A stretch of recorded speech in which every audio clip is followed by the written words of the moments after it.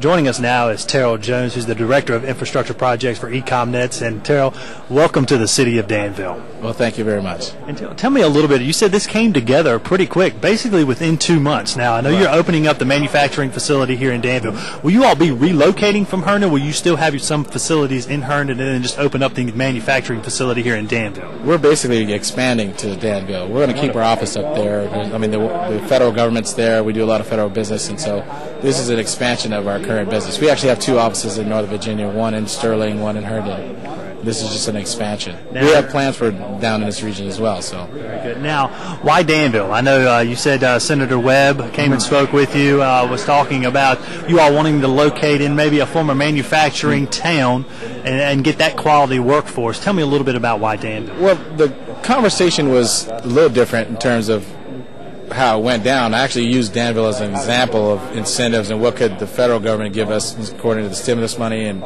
jobs bill. And I had no idea we were going to come to. I was just using an example because I knew about the IKEA situation. So I was just using an example, and the gentleman behind the table with legislative assistants' eyes got really big. Next thing I know, he's calling down to Danville, and they're calling me back. And next thing they know, Danville's in my office, economic development. And the next week, we're in Danville. 2 weeks after that, we're like buying a building. Right. So it actually happened that quick, and it was just an example. But what changed our mind is when we came down here and how supportive everybody was to helping us look at different sites, locations, talking about the demographics and what we can expect, and just the overall supportiveness of your team, your mayor, your economic development team, the Dan River Business Development. Also, there's another foundation. I forget the name. The Danville Regional Foundation. They helped out, and we were really impressed with also the Danville Community College with the workforce training and all those different issues. Everything just was just fitting. There was no point in going around looking for more, and so we said, okay, we can do this. Now, we did have a reservation for driving 4 hours because it's going to be management having to come down there at the beginning. And we thought we hire somebody to do that. So we're excited because we see potential that we didn't see before. We discovered things coming down here. And so we're excited about that. I mean, they were able to get 5 IT managers in one room with me for about 30 minutes without me asking. It was like, just like pulling teeth up in Northern Virginia. But, it was great. And so we have some opportunities there that we're working on and what we can do. So I'm excited all the way around. Well, we're really excited to have you here in the city of Danville. And you gave a little demonstration of the PC that you all will be manufacturing here in Danville, right. Going green, a very small carbon footprint. Can you explain that a little bit to our viewers? Well, the general consensus is here in the United States we have a consumption problem. We have planned obsolescence, and we want to build stronger, bigger, faster. Do we actually need it?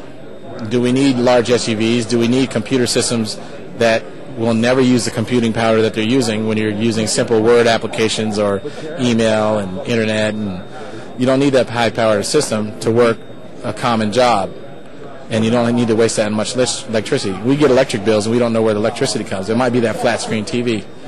It might be that computer that you leave plugged in all day, or that laptop, and that costs money. Do we need to spend that money? Do we need to mess with the environment that bad? No, we don't. So we like to change thought processes, but we also want to change the technology. So people say, well, that's so small, I don't know if it's powerful enough. Powerful enough to do what? You're going to launch a rocket? I guess not. I mean, you're just doing a Word document. You're doing some video, maybe you want to get a Mac or something like that. But you're going to do an AutoCAD, maybe you want to get something high-powered. But if you're just using Microsoft Office applications, do you need that much power? Probably not. So we want to change their thinking in terms of that. Now, in terms of solutions, we have solutions for all aspects of IT.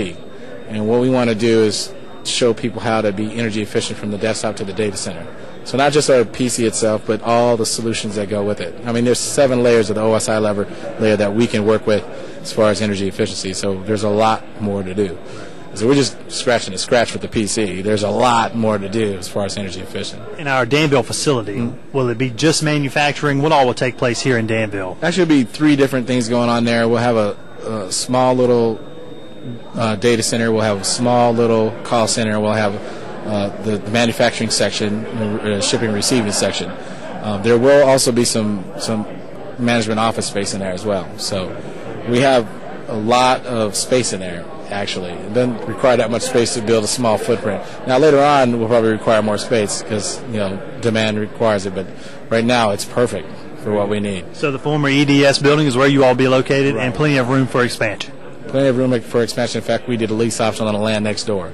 Very good.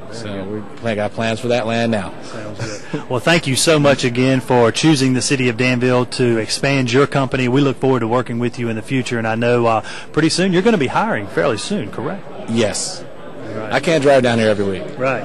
But we will be hiring. I know there'll be plenty of citizens lined up ready to submit their applications. We thank you so much for joining us today, and thank you for investing in the city of Danville. Well, thank you very much. We appreciate it.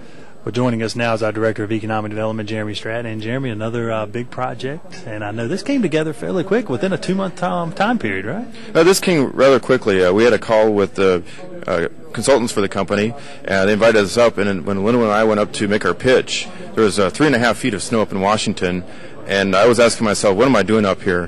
But when we went with the company, it was instantaneously we got along very well. There's a great deal of trust, which is important when you're looking at a multi-million-dollar deal. And they were very anxious to come down and take a look at what we had. So when they came down and take a look, we met them here at the Institute, and we went around and looked at the buildings and met with the mayor. They immediately liked the EDS building. They said, well, we want to come here. Let's concentrate on the EDS building and go from there. Well, that's what they said. The trip to Danville actually sold them on it. They found a building. Looks like we're going to have a quality workforce to present to them and some high-paying jobs for our citizens.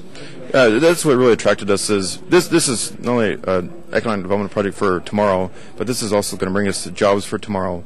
And this is a different, interesting type of company that's going to change the way that we look at things, and that's what we're trying to do here in economic development, is prepare for the next 20 to 30 years and not go on the same path that we've gone in the past. And I know these are the type of companies your office has been focusing on, maybe not the 800 jobs, but at least 100, 150 high-paying jobs. Yes, we're looking at very niche companies that employ 30 to 50. Of course, this is a little bit higher, but we want a diversity of companies. The worst thing that we had in the past was we just had Dan River, which did us well for a while, but look what happened.